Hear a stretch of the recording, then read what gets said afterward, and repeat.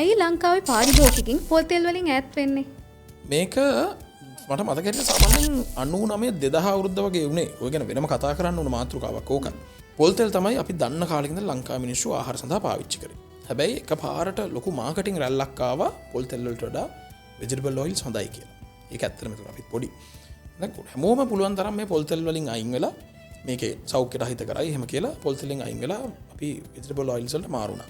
හැබැයි ඇත්තටම ගත්තොත් දැන් වෙනකොට ලෝකේ හොයාගෙන තියෙනවා අපි හොඳම විදියට පොල් තෙල් ප්‍රොසෙස් කරලා ගත්තොත් ඒකේ නියුට්‍රිෂනල් වැලියු එක, ඇන්ටිඔක්සිඩන්ට් වැලියු එක සහ අර මීඩියම් චේන් ෆැටි ඇසිඩ්ස් ඔය ගැන මම වෙනම කතන්දරයක් කියලා දෙන්නම්.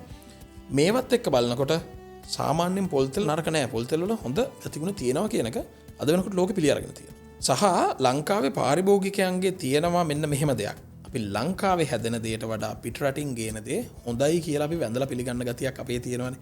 ඒ කියන්නේ මේක ලෝකල් ඉම්පෝර්ටඩ් එක තමයි හොඳ කරන්නේ.